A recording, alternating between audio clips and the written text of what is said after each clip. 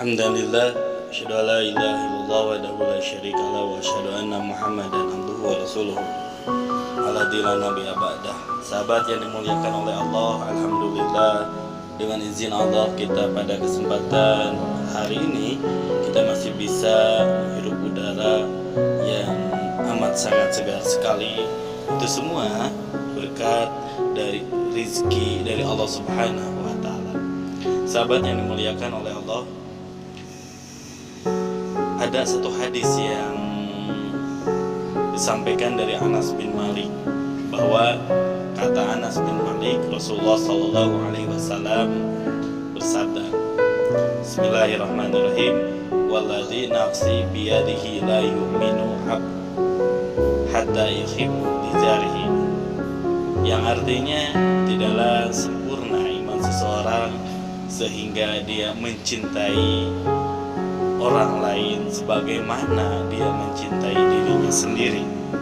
Sahabat yang dimuliakan oleh Allah, jadi porsi keimanan di sini untuk seseorang, setiap insan selaku muslim dan mukmin, ialah tujuan akhirnya pencapaian hakikat marudatilah, puncaknya ridho Allah Subhanahu wa Ta'ala. Karena kenapa? Keimanan ialah banyak sekali yang mesti kita lalui, mulai dari rukun-rukunnya atau kewajiban-kewajibannya. Maka dari hadis di atas, la yu'minu, tidaklah beriman. Maksudnya apa? Ketika seorang hamba tidak mencintai saudaranya yang ada di sekelilingnya seperti dia mencintai dirinya sendiri. Lalu yang jadi pertanyaan, kadar iman seperti apakah itu? Misalkan seorang pezina, dia akan melakukan zina ketika dia sudah tidak yakin lagi akan kebesaran-kebesaran Allah. Tahu bahwa itu pekerjaan salah, tahu, maka di sana ada porsi keimanan, ada rukunnya. Tetapi ketika dia melakukan hal itu, perzinahan tersebut, dia tidak sadar bahwa Allah senantiasa memantau.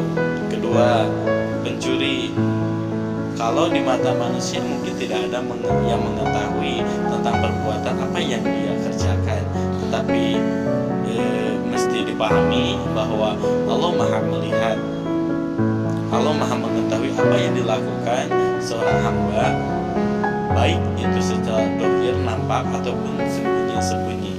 Ketiga, seperti orang yang meminum khamar, tiap saat, tiap waktu dia meminum khamar, padahal sesungguhnya di dalam Al-Quran, innamal khamru wal maisir, bahwa khamar dan daging babi itu jelas sudah Allah haramkan. Untuk apa Allah haramkan? Lalu kenapa di dunia ini mesti ada makanan-makanan dan minuman itu? Di antara lain, di sini diuji sejauh mana keimanan seseorang, sejauh mana ketaatan seseorang kepada Allah Subhanahu wa Ta'ala. Tidaklah beriman orang yang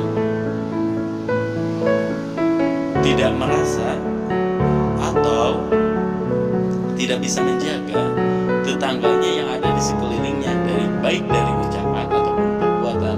Maknanya apa?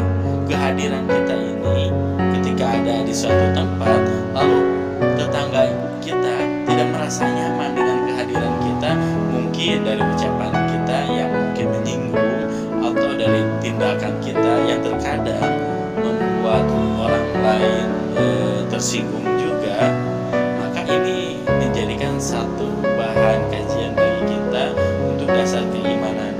Maksudnya apa? Agar kita bisa merasakan, agar kita bisa saling menghargai. Maka malaikat Jibril pun berkata, akrim jaroka, hormatilah tetanggamu. Sahabat yang dimuliakan oleh Allah, lalu Allah menjelaskan di dalam Al-Quran surat Al-Qasas ayat 83, bahwa sesungguhnya akhirat itu Allah siapkan untuk orang-orang yang tidak sombong. Sombong yang seperti apa? Ketika merasa dirinya itu maha dari segala maha, merasa dirinya itu orang yang terbaik. Atau sebaliknya, kalau tadi mata tetangga tidak nyaman dengan kita, ini mah beda lagi ceritanya. Kita membuat tidak nyaman orang lain. Misalkan tetangga kita itu udah melakukan ibadahnya baik, sosialnya baik, tetapi kita menggerogoti bagaimana mereka itu terpecah belah. Apakah ada itu dalam kehidupan nyata? Ada. Tentunya mereka hanya melihat bagaimana orang lain itu tidak merasa nyaman ada di samping mereka. Maka kalau untuk pesan untuk kita, pesan pertama, ketika engkau ada di suatu tempat atau mencari sebuah tempat, carilah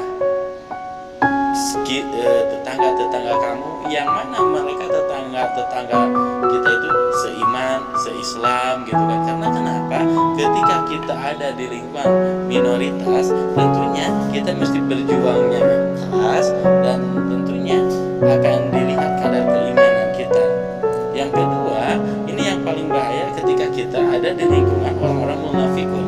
Maka dalam sebuah Al-Quran dijelaskan akhirat itu diperuntukkan bagi orang-orang yang tidak sombong, yang tidak iri dan tidak ria.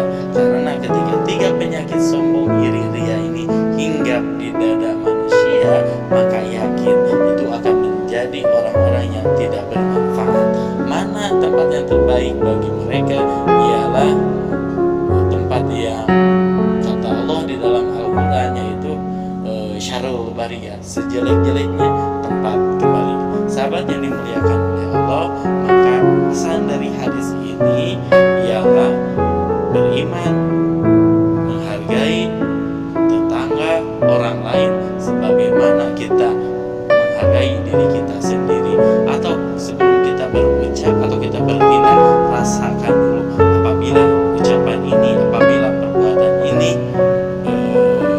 ada pada diri kita, bagaimana kita. Jangan sampai apa yang kita ucapkan, perbuat tidak dipikirkan jauh-jauh, sehingga mungkin saja orang